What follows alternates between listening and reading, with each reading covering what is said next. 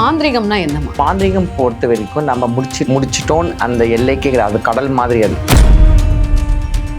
அந்த தேவதைகளுக்கு உரிய பூஜைகள், அந்த தேவதைகளுக்கு உரிய பரிகாரங்கள், அந்த தேவதைகளுக்கு உரிய பலிகள் கொடுக்கும்போது நம்மளுக்கு வேலைகள் நடக்கும். இந்த உலகம் எல்லாத்துலேயுமே நிறைஞ்சு இருக்கு.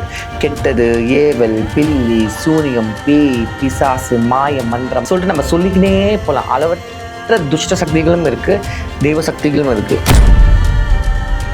சில இடத்துலலாம் குழந்தைங்கள்லாம் பலி கொடுக்குறாங்கம்மா. உங்களுக்கே தெரியும் என்ன சொல்கிறேன்னு சொல்லிட்டு. நீங்கள் சொன்ன இந்த எஸ்டின் ஃபைல்ஸ் தானே, சரி நல்லா புரிஞ்சுங்க. அது முழுக்க நரகத்தோட இதுதான் நான் சொல்லுவேன். நான் கண்டிப்பாக அது முழுக்க சாத்தானோட ஆதிக்கம். மல்டிமில்லியனர்ஸ் ஆனால் கூட நிலைக்க முடியாது. இதுதான் கெட்ட சக்தி பிரயோகத்துக்கும் தெய்வ சக்தி பிரயோகத்துக்கும் உள்ள வித்தியாசம். ஏமா இந்த சின்ன சின்ன குழந்தைங்களை நரபலி கொடுத்து அந்த அளவு பவர் இருக்கா என்ன? பவர் இருக்கான்னு நம்ம சொல்ல முடியாது.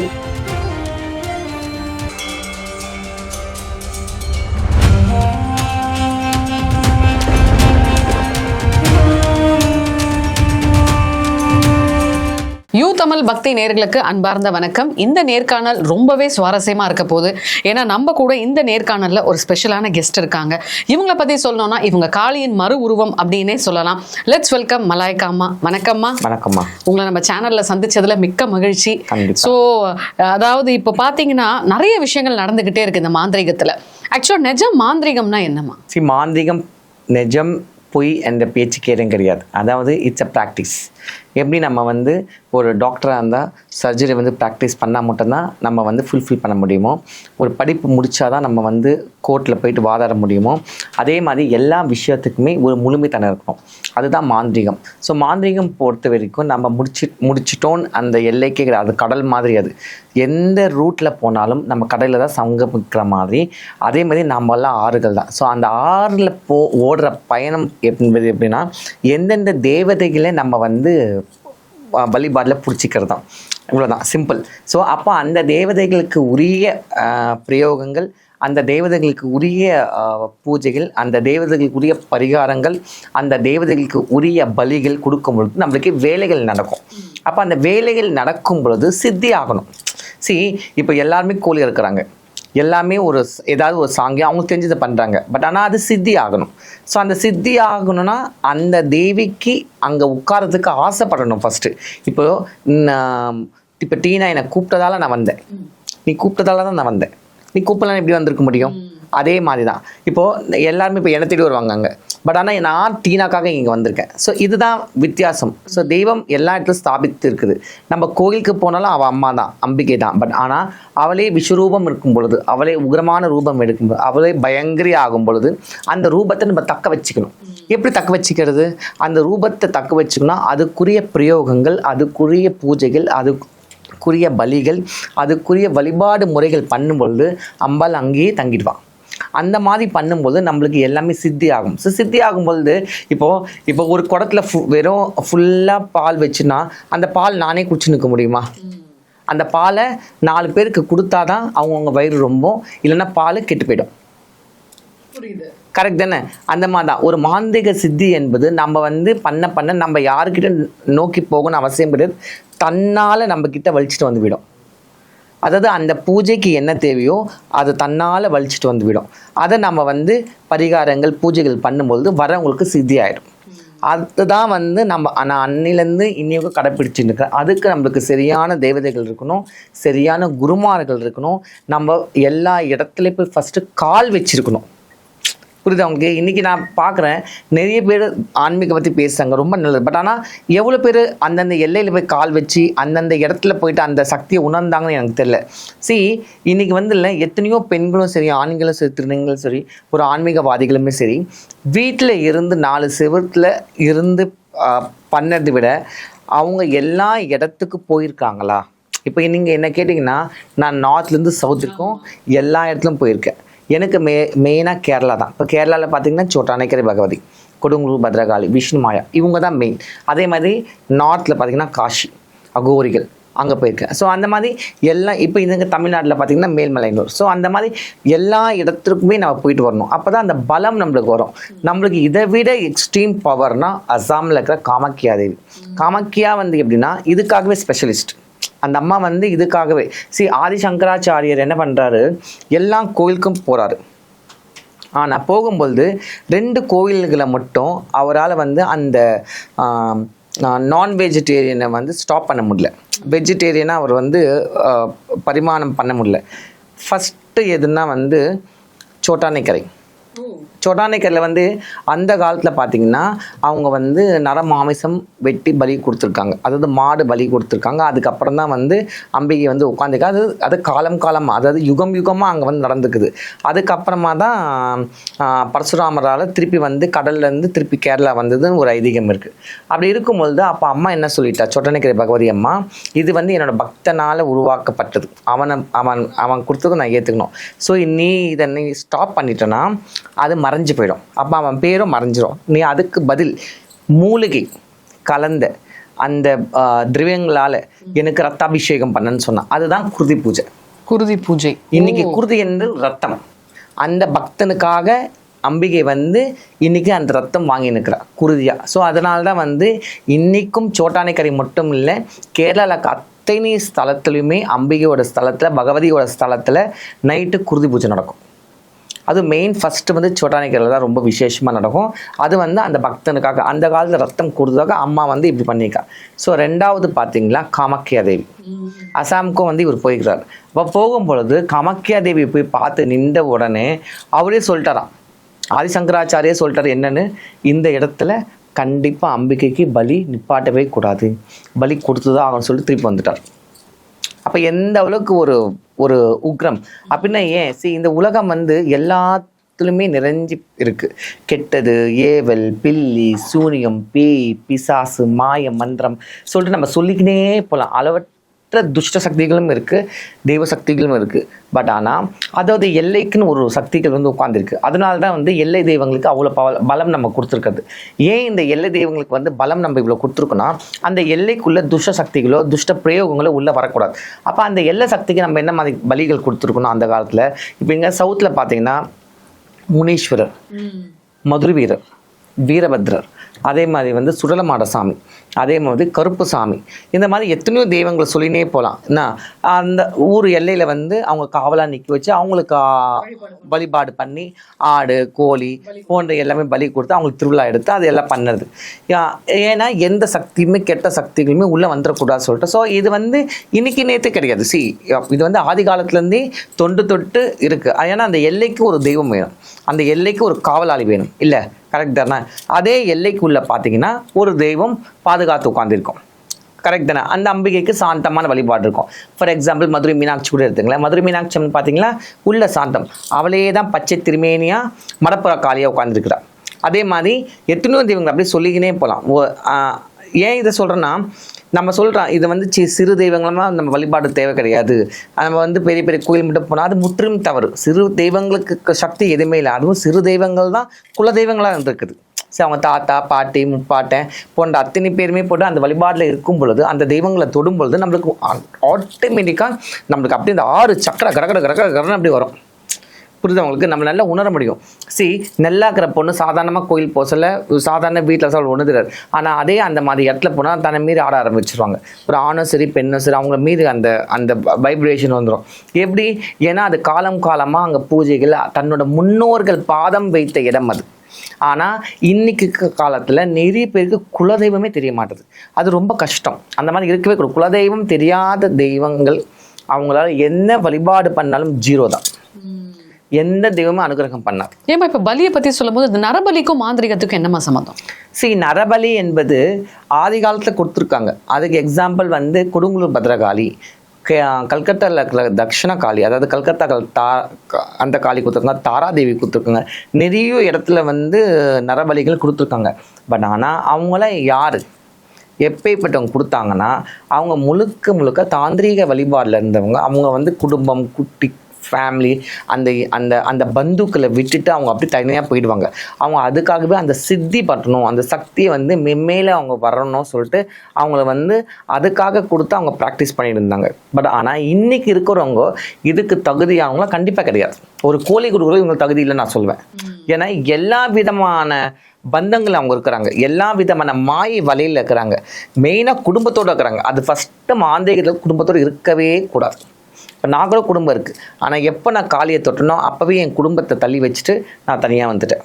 அந்த மாதிரி எத்தனை பேர் இருக்கிறாங்க, அவங்க தான் உண்மையானவங்க. அதனால தான் நான் இவ்வளோ ஷார்ட் பீரியடில் இவ்வளோ ஸ்பீடாக என்னால் வளர முடிஞ்சுது, இவ்வளோ ஸ்பீடாக கோவில் கட்ட முடிஞ்சுது. இன்றைக்கி இவ்வளோ பேர் கோவிலை கட்டி பத்ரகாளி அப்படி தாண்டவம் ஆடின்னு இருக்கிறாங்க.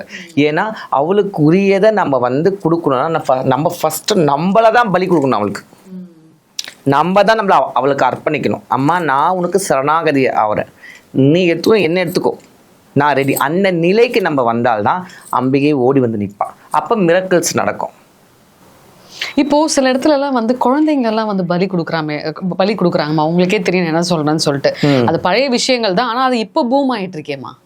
சரி, நீங்கள் சொன்ன இந்த எஸ்டின் ஃபைல்ஸ் தானே, சரி நல்லா புரிஞ்சுங்க. அது முழுக்க வந்து நரகத்தோட இதுதான் நான் சொல்லுவேன். நான் கண்டிப்பாக அது முழுக்க வந்து சாத்தானோட ஆதிக்கம். நல்லா புரிஞ்சுக்கோங்க. வேதங்களை சொல்லப்பட்டிருக்கு. அது வந்து பைபிளாக இருக்கட்டும், குரானாக இருக்கட்டும், நம்ம வேதங்களில் இருக்க பகவத்கீதை எல்லாத்துலேயும் மென்ஷன் பண்ண கலியுகம் தொடர்ச்சி ஆகும் பொழுது எல்லாமே தலைகீழாயிடும். பட் ஆனால் இப்போ கலியுகம் முடிஞ்சு காலியுகம் ஆரம்பிக்குது. காலியுகத்தில் அம்மா எல்லாத்தையும் வெளியே கொண்டு வரா. சரி, அதனால தான் வந்து முன்னாலே உக்ர தெய்வத்தை பற்றி நம்ம யாரும் பேசுவோம் பயப்படுவோம். இன்றைக்கி எல்லா வீட்லேயுமே வந்துட்டா வாராகி. எல்லா வீட்டில் காளி வர ஆரம்பிச்சிட்டா, எல்லா இடத்துலையுமே காளி நிற்க ஆரம்பிச்சிட்டா. நம்மளை தடுக்கவே முடியல. எல்லா சாந்த தெய்வங்களுமே அப்படியே அடங்கிடுவாங்க. இப்போ அவங்களுக்கு வேலையே கிடையாது. ஆனால் அவளிருந்து வந்த அத்தனை உக்ர தெய்வங்களுமே எல்லா இடத்துலையும் ஸ்தாபிப்பாங்க. நம்ம இதை அக்செப்ட் பண்ணணும். அக்செப்ட் பண்ணால்தான் நம்ம வாழ முடியும். அக்செப்ட் பண்ணால் நம்ம ஜெயிப்போம். நம்ம அக்செப்ட் பண்ண நம்ம தோற்றுருவோம். நம்மளை தூக்கி தலைகீழ ஆக்கி விட்டுரும். புரியுது அவங்களுக்கு? நம்ம அக்செப்ட் பண்ணி தான் ஆகணும். ஏன்னா இன்னைக்கு நீங்கள் அந்த எஸ்டின் ஃபைல்ஸ் பார்த்தீங்கன்னா அவங்க முழுக்க வழிபாடு முறையில் தான் போயிருக்காங்க. அவங்க கிளியராக அந்த சாத்தானோட ஆதிக்கத்துக்குள்ளே எத்தனை பேர் வந்திருக்காங்க பாரு. சரி, கெட்டது பண்ணும் பொழுது அவங்களுக்கு கடகடன்னு எல்லாமே வந்து கொடுத்துரும். அது சரி, அந்த லிஸ்ட்டில் இருக்கிறவங்களா பார்த்தீங்கன்னா எல்லாம் மல்டி மில்லியனர்ஸ் தான், எல்லாம் பெரிய ஆளுங்க, எல்லாம் பெரிய ஆளுங்க. யாருமே ஒரு சாதாரண ஆளே கிடையாது. ஆனால் இதே அவங்க மல்டி மில்லியனர்ஸ் ஆனால் கூட நிலைக்க முடியாது. இதுதான் வந்து கெட்ட சக்தி பிரயோகத்துக்கும் தெய்வ சக்தி பிரயோகத்துக்கும் உள்ள வித்தியாசம். நீ தெய்வ சக்தி கிட்ட இருந்து நீ மேலே வரும்பொழுது, தெய்வ சக்தி கிட்ட இருந்து பலி கொடுத்து அது பிரயோகம் பண்ணும்போது உன்னை மென்மேலே கொண்டு போயிட்டு உன்னை நல்ல ஆசீர்வாதம் பண்ணி உன்னை நல்ல பேர் புகழ் கொண்டு வந்து நிற்க வச்சு உன் மரணத்துக்கு முக்தி கொடுக்கும். ஆனால் இவங்களுக்கு எப்படின்னா ஷார்ட் டைமில் எல்லாமே கொடுத்தாலும் கடைசி காலத்தில் இவங்க மரணம் ரொம்ப கொடுமையாக இருக்கும். காரி துப்பி அந்த மாதிரி ஒரு கேவலமான ஒரு நிலை ஆகிடுவாங்க. ஒன்றும் இல்லை, அந்த எஸ்டின் ஃபைல்ஸ் அவன் பேர் தெரியல, அவனோட மரணம் எங்கே ஆச்சு? ஜெயிலில் ஆச்சு. இன்றைக்கி பாருங்கள், ட்ரம்ப்பை வச்சு பீராஞ்சின்னு இருக்கிறாங்க. அதே மாதிரி ஒருத்தர் அப்புறமா பெரிய கோடீஸ்வரரான அவர் பேர் என்னம்மா, பில் கேட்ஸ், அவரோட பேர் வந்திருக்கு. அந்த மாதிரி எல்லாரோட பேருமே வெளியே வருது. அப்போ என்ன அர்த்தம்? இனிமேல் தான் அவங்களுக்கு வந்து கெட்ட நேரம் ஆரம்பிக்கும். எல்லாருமே அவங்கள வந்து ரொம்ப அசிங்கப்படுத்துவாங்க, ரொம்ப அவமானப்படுத்துவாங்க. என்ன இது நடந்தாலும் தர்மத்தோடு நிற்கணும். நம்ம தெய்வங்கள் வந்து தர்ம தேவதைகள். காளி தர்ம தேவதை, முனீஸ்வரர் தர்ம தேவதை, கருப்புக்கு தர்ம தேவதை, காவலுக்கு நின்றவங்க, நம்மளை காப்பாற்ற நின்றவங்க. அவங்களுக்கு பலி கொடுக்கறது என்பது அவங்களுக்கு நைவேத்தியம் பண்ணுறது. நம்ம அது இதையும் போட்டு நம்ம வந்து கன்ஃபியூஸ் பண்ணிக்கூடாது. சரி, கெட்டதுக்கு நல்லாக்கிற மாதிரி இருக்கும். பட் ஆனால் கடைசியில் பாரு, உலகமே இன்னைக்கு காரி துப்ப ஆரம்பிச்சிச்சு. இன்னைக்கு வந்து ட்ரம்ப்போட பில்டிங்லாம் வந்து அவ்வளோ போராட்டம், யூஎஸில் அவ்வளோ போராட்டம் நடந்துருக்கு. ஸோ இதெல்லாம் வந்து சரி செய்ய முடியாத ஒரு விஷயத்தை கொண்டு போய் தள்ளிட்டோம். ஏன்னா அதை காப்பாற்ற முடியாது, கொடுக்க தான் முடியாது. காப்பாற்ற தெய்வங்கள் அப்படி இல்லை, கொடுக்க செய்வாங்க, காப்பாற்ற செய்வாங்க.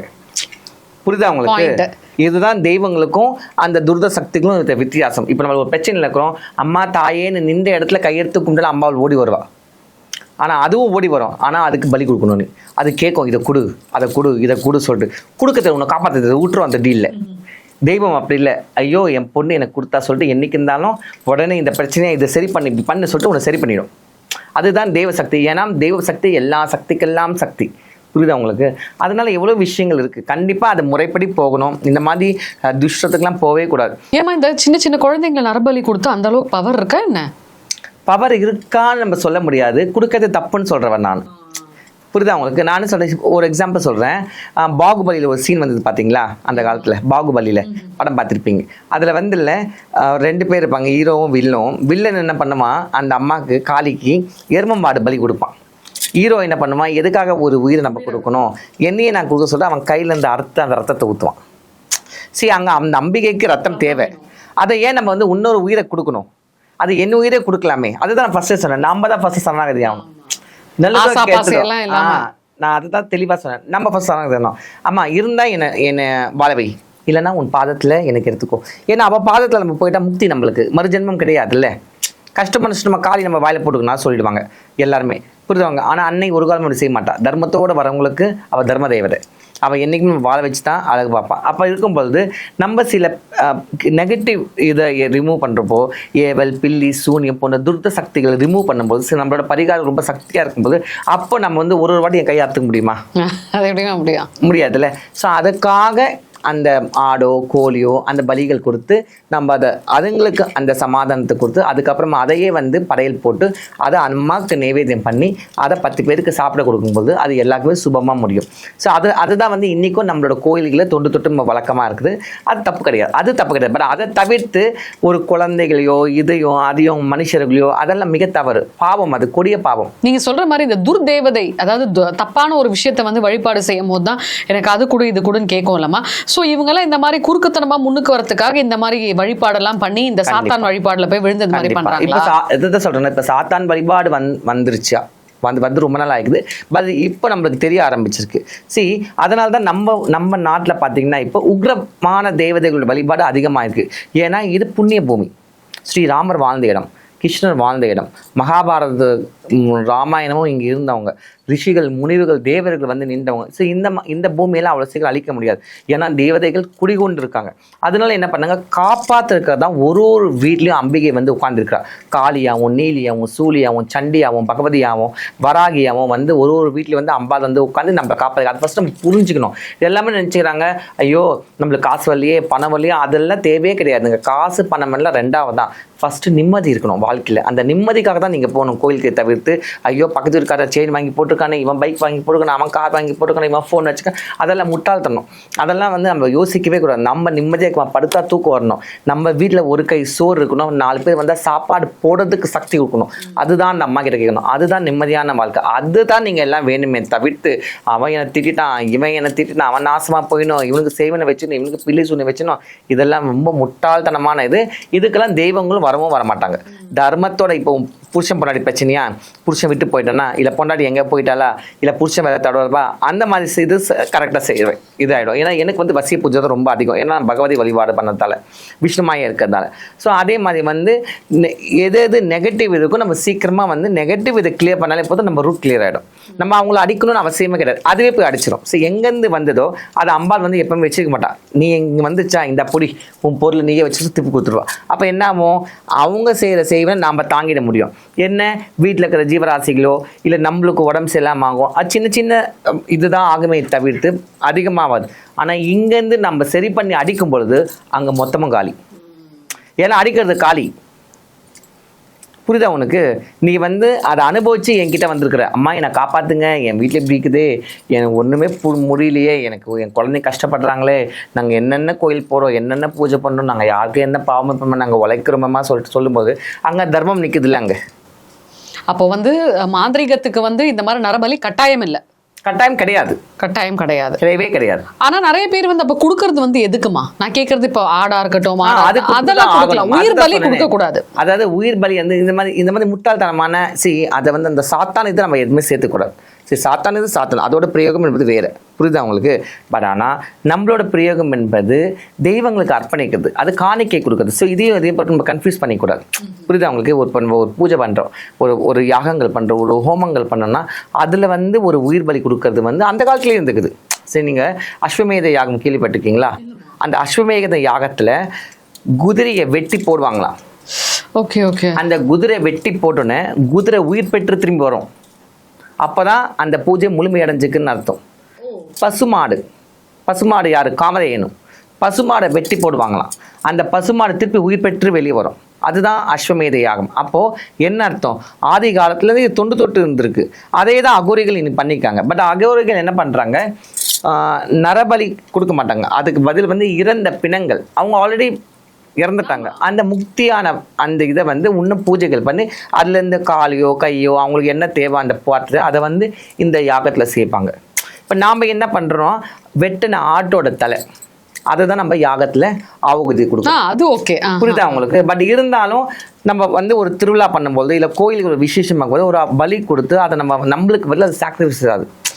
அது ஓகே, அது ஓகே. அவ்வளோதாமே தவிர்த்து நாம நினைக்கிற மாதிரி இந்த குழந்தைய வெட்டுறது, ஆடை இதை வெட்டுறது, மஞ்சள் வெட்டலாம், இதெல்லாம் ஒருபோதமோ இருக்க அந்த அளவுக்கு நம்ம இல்லைன்னு சொல்ல வரேன். சரி, அந்த காலத்தில் கூட அந்த பலம் வேற. இப்போ யாருமே அந்த மாதிரி கிடையாதுன்னு சொல்ல வரேன். இன்னைக்கு யாருமே அந்த அளவுக்கு முழுமையான திறன் இல்லை. சரி, அப்படி பண்ணுறவங்களா இருந்தால் இந்த மாதிரி அஸ்வமேத யாகம் பண்ணி ஆடை ஒரு குதிரையை வெட்டி குதிரை வெளியே வரட்டும், ஒரு பசுமாடு வெட்டி வெளியே வரட்டும், நான் அக்செப்ட் பண்ணிக்கிறேன். இதானே கரெக்ட் தானே? சரி, ஆடு கோழி என்பது எல்லா கோயிலும் கொடுக்கறது, நம்ம அதை சேர்க்க தேவையில்லை. பட் ஆனால் குழந்தைகளோ இல்லை மற்ற நரபலியே கொடுக்கும்போது எனக்கு இது பதில் சொல்லிதான் ஆகணும். Super super. ஏமா இப்போ ஒரு சந்தேகம், இப்போ சைவம் கும்பிடுறவங்க எப்படிமா பலி கொடுப்பாங்க? அவங்க வந்து என்ன, அவங்க பலி கொடுக்கணும்னு அவசியம் கிடையாது. சைவம் கும்பிடுறவங்க இப்போ நம்ம கிட்ட வந்து எவ்வளோ பிராமின்ஸ் வருவாங்க, எவ்வளோ வந்து நான் வெஜிடேரியன்ஸ் சாப்பிடாதவங்க வெஜிடேரியன்ஸ் வருவாங்க, எவ்வளோ பேர் வருவாங்க. அப்போ அவங்க கேட்பாங்க எப்படிமா நாங்கள் முடிக்கிறது சொல்லிட்டு. நான் அப்போ என்ன சொல்றேன், 11ஆவது நாள் நீங்கள் வந்து அசைவம் அவசியம் கிடையாது. நீங்கள் என்ன பண்ணணும், ஒரு கோழி வாங்கிட்டு அம்மா முன்னாடி கற்பூரம் ஏற்றிட்டு அதுக்கு மஞ்சள் தண்ணி தெளிச்சுட்டு அதை ஃபுல்லாக சுற்றி விட்டுட்டு பக்கத்தில் இருக்கிற கோவிலுக்குள்ள போய் அந்த கோழியை விட்டுடுங்க. அப்போ நம்ம மேலே இருக்கிறது எல்லாம் விலகி அங்கே போயிடும். புரியுதா உங்களுக்கு? இவ்வளோதான். ஸோ எல்லாம் சூட்சுமம் வழிகள் இருக்குது. சரி, ஆனால் ஃபைனலாக ஒரு மாந்திரிகம் பண்ணும்பொழுது கண்டிப்பாக ஒரு உயிர் பலி தேவை. அது கன்ஃபார்ம். உயிர் பலி இல்லைன்னா வேலை நடக்காதாங்க, முழுமையாகாது. புரியுதா உங்களுக்கு? அதனால் ஒரு உயிர் பலி தேவை. சரி, நிறைய பேர் என்ன கேட்பாங்க, நீங்கள் காளி கும்பிடுறீங்க, காளி கும்பிட்டா வந்து ஆக்சிடென்ட்ஸ் ஆகும், காளி கும்பிட்டா வந்து ரத்த காயம் வரும், காளி கும்பிட்டா வந்து இதுவாகும் சொல்லிட்டு. பட் ஆனால் என்னை பார்க்க சொல்லுவாங்க, உன்னை பார்த்தா காளி கும்பிட்ற மாதிரி தெரியல, தேவதை மாதிரி இருக்கிறேன் எப்படி இது சொல்லிட்டு. அப்படின்னா நான் வந்து கரெக்டான ப்ரொசீஜரில் போகிறோன்னு அர்த்தம். நிஜமாக நான் பெருமைக்கு சொல்லாமல் இன்னி வரைக்கும் என் உடம்புல ஒரு சொட்டு ரத்த கூட அந்த அம்மா எடுத்ததில்லை. நானே கொடுப்பேன் ஸ்டார்டிங்கில், நான் அப்படி இதில் பின்னில் குத்தி நான் கொடுப்பேன். அம்மா சொல்கிறாங்களேம்மா, எனக்கு தெரியாதுல்ல அப்போ நான் ரொம்ப ஆசை எனக்கு காளி வரணும் என்கிட்ட இருக்குன்னு சொல்ல. அப்போ குத்தி நான் ரத்தத்தை ஊற்றி எடுப்பேன். அப்புறம் அம்மா ஒரு வாட்டி சொல்லிட்டா, அந்த மாதிரிலாம் நீ பண்ணக்கூடாது, நீ அதை கொடுக்கக்கூடாது, உனக்கு நேரம் வரும்பொழுது நான் உனக்கு பூஜை முறையை சொல்லி கொடுப்பேன், அது வரைக்கும் நீ ப்ராக்டிஸ் பண்ணு, ஜபம் பண்ணுன்னு சொன்னான். அதன்படி நான் ஆரம்பித்தேன். அதுக்கப்புறம் ஒன்று அவளே எனக்கு கற்றுக் கொடுத்துட்டா எல்லாமே. இன்னைக்கு கூட முழுமையாக நான் ஒரு சொட்டு தான், எனக்கு கேட்டால் ஒரு கிண்ணத்தில் நான் ஒரு சொட்டு, அவள் தான், ஒரே ஒரு சொட்டு தான் நான் சொல்வேன். நான் அவள் போட்ட அந்த ஒரு சொட்டு கூட சொல்ல முடியாது. அப்போ நான் இன்னும் எவ்வளோ கற்றுக்கணும் ஆசை எனக்கு. இன்னும் நான் வந்து நிறைய இடத்துக்கு போனோம், நிறைய பூஜைகள் பண்ணோம். சரி, என்னோட ஆம்பிஷன், என்னோட ஏம் எல்லாம் வந்து அம்மாவுக்கு பூஜை பண்ணினே இருக்கணும். நான் கடைசி காலம் கூட, நான் இறக்கிறதுக்கு முன்னாடி கூட அவளுக்கு ஒரு தீபாரணம் பண்ணிட்டு நான் கிளம்பு. கிரேட்மா. ஸோ பார்த்துட்டு இருக்க நேர்கள் நிறைய பேர் இந்த மாதிரி விஷயங்கள்ல போய் சிக்காம இருக்கணும். பார்த்துட்டு இருக்க நேர்களுக்கு என்னமா சொல்ல விரும்புறீங்க? சரி, நீங்க வந்து ஃபர்ஸ்ட் வந்து உண்மையை தெரிஞ்சுக்கணும். நீங்க வந்து ஒரு பரிகாரத்துக்கு போறீங்கன்னா பரிகாரம் உங்களை வச்சு பண்றாங்களான்னு பாருங்க. அந்த இடத்துக்கு நீங்க போங்க, அங்க கண்டிப்பா உங்களுக்கு வந்து பலன் உண்டு. பரிகாரம் பண்ணாத இடத்துக்கு நீங்க காசு கொடுத்து போக தேவை கிடையாது. அப்போ உங்களை ஏமாத்துறாங்கன்னு அர்த்தம். சிம்பிள். மிக்க மகிழ்ச்சிமா, நன்றிமா.